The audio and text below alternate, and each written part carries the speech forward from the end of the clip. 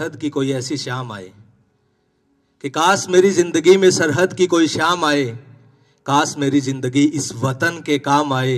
ना खौफ है मौत का, ना आरजू है जन्नत की, मगर जब भी जिक्र हो शहीदों का मेरा भी नाम आए, जब भी जिक्र हो शहीदों का मेरा भी नाम आए। 1618 भाषाओं बोलियों 6400 जातियों से बना ये देश, ये मुल्क सिर्फ हिंदू और मुसलमान का मुल्क नहीं है, ये हर मजहब हर धर्म का मुल्क है और हर धर्म को मिलाकर बनता है एक राष्ट्र। सिरसा के इस पवित्र प्रांगण में उपस्थित इस देश के नौजवान और उनको सशक्त बनाने वाले अध्यापकगण, मैं संजीत आप सभी को प्रणाम करता हूं। आज पूरा भारतवर्ष 70वां संविधान दिवस यानी गणतंत्र दिवस पूरे जज्बे के साथ मना रहा है। जब भारत या हिंदुस्तान की बात होती है मेरे जहन में दो शब्द उभर आते हैं, देशभक्ति और राष्ट्र निर्माण। सही मायनों में इनका मतलब क्या है? देशभक्ति, एक देश के प्रति भक्ति यानी -50 डिग्री की ठिठुराती ठंड से लेकर 50 डिग्री के तपते रेगिस्तान में खड़े होकर सरहद की रक्षा करना और पता नहीं कब दुश्मन की गोली आर पार हो जाए, यही देशभक्ति है। देश में हो रहे अन्याय के खिलाफ तानाशाही शासन के विरुद्ध चलकर लोगों को जागरूक करना देशभक्ति है। 62, 65, 71 में अपना सुहाग गवा देने वाली औरत, जब घर का हाल ये हो जाता था कि प्यार भी भरपूर गया मांग का सिंदूर गया, ध्यान से सुनना, कि प्यार भी भरपूर गया मांग का सिंदूर गया, नन्हे नन्ही हालों की लंगोटियां चली गई, बाप की दवाई गई, भाई की पढ़ाई गई, छोटी छोटी बेटियों की चोटियां चली गई। एक ऐसा विस्फोट हुआ पता ही नहीं चला, पूरे जिस्म की ही कहीं बोटियां चली गई। आपके लिए तो एक आदमी मरा है साहब, आपके लिए तो एक आदमी मरा है साहब, किंतु मेरे घर की तो रोटियां चली गई, किंतु मेरे घर की तो रोटियां चली गई। ये हालात होने के बाद भी जब 1999 में वो माँ अपने बेटे को फिर से सेना में भर्ती करवाती है और कहती है कि चाहे तेरे शरीर का एक एक अंग कट जाए पर इस झंडे को झुकने मत देना, ये होती है देशभक्ति। देशभक्ति ये नहीं कि फेसबुक, ट्विटर, इंस्टाग्राम पर 3 रंगों से रंगी डीपी लगाकर हम खुद को जिम्मेदारी से मुक्त समझे, या देशभक्ति वो नहीं कि खुद का फायदा निकालने के लिए भ्रष्टाचार को बढ़ाया जाए। आज के समय में देशभक्ति बिल्कुल सरल और सहज है, हमें कोई कुर्बानी नहीं देनी पड़ती, बस हम अपनी ड्यूटी, अपने कर्तव्य को सही ढंग से निभाएं, यही देशभक्ति है। और जब हम अपने कर्तव्य का सही निर्माण करते हैं, एक राष्ट्र का निर्माण होता है। राष्ट्र निर्माण को लेकर मुझे एक प्रसंग याद आता है। एक बार एक छोटा बच्चा था और उसका पापा एक कमरे में थे, तो वो बेटा अपने पापा को बहुत तंग कर रहा था। पापा ने सोचा कि बच्चे को कैसे काम लगाऊं। पापा ने एक टेबल पे देखा कि इंडिया का मैप, नक्शा पड़ा है, भारत का नक्शा, वो टूटा पड़ा है, बिखरा पड़ा है। पापा ने बेटे को दिया कि बेटा इसे पकड़ और इसको भारत का नक्शा पूरा करके मुझे दे दे।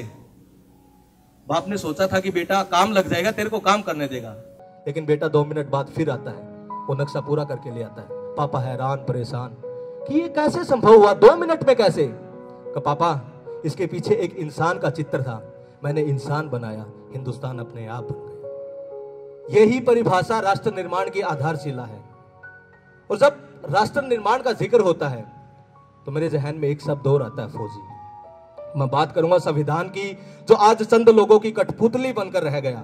हमें बड़े गर्व के साथ कहते हैं कि मुझे बोलने की अभिव्यक्ति है, बोलने की आजादी है, पर सरहद पे खड़े होकर गोली चलाने की आजादी नहीं है।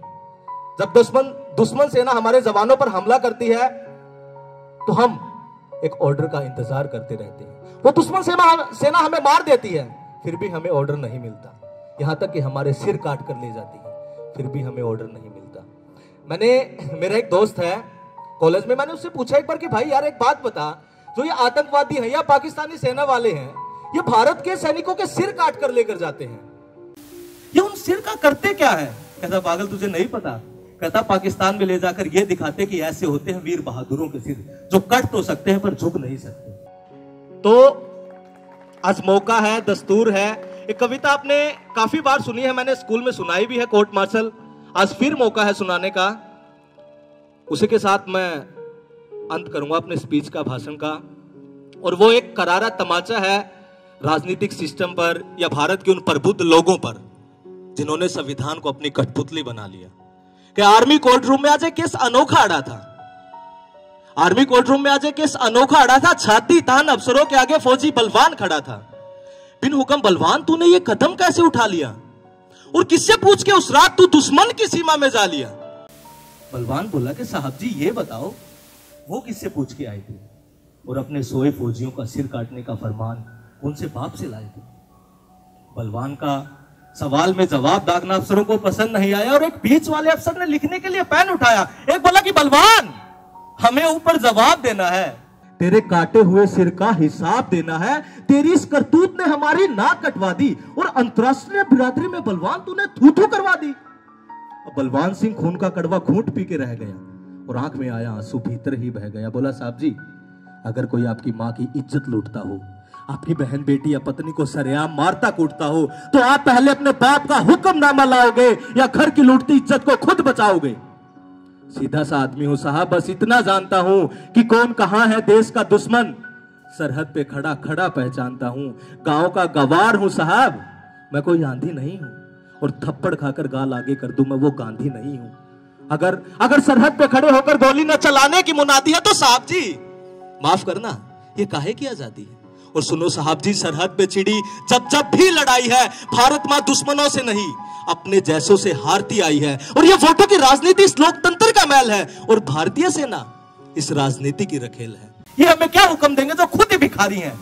किन्नर है सारे के सारे, ना कोई नर है ना कोई नारी है। और ज्यादा कुछ कहूं तो साहब जी दोनों हाथ जोड़ के माफी है, पर दुश्मन का पेशाब निकालने के लिए मेरी एक आंख ही काफी है। बलवान बोला कि साहब जी मुझे एक बात बताओ, वर्तमान से थोड़ा सा पीछे जाओ। जब मैंने कारगिल में अपना पंजाब वाला यार जसवंत खोया था, आप गवाह हो साहब जी, उस दिन मैं बिल्कुल भी नहीं रोया था। खुद उसके शरीर को गांव में जाकर उतार कर आया था, उसके बीवी बच्चों के सिर साहब जी मैं पुचकार कर आया था। पर उस दिन रोया जब उसकी घरवाली हौसला छोड़ती दिखी, लघु सचिवालय में चपड़ासी के आगे हाथ पांव जोड़ती दिखी। आग लग गई साहब, दिल किया सबके छक्के छुड़ा दूं, उस चरित्रहीन अफसर और चपड़ासी को मैं गोले से उड़ा दूं। 1 लाख की आस में भाभी आज भी धक्के खाती है और 2 मासूमों की चमड़ी धूप में यूं ही झुलस जाती है। और शहीद जोगेंद्र सिंह को भी नहीं भूले होंगे आप। घर में जवान बहन थी जिसकी अंधा था जिसका बाप। अब बाप हर रोज लड़की को कमरे में बंद करके आता है और स्टेशन पर 1-1 रुपए के लिए जोर जोर से चिल्लाता है। साहब जी पता नहीं कितने जोगिंदर जसवंत यूं ही बिन बात के धक्के खाते हैं।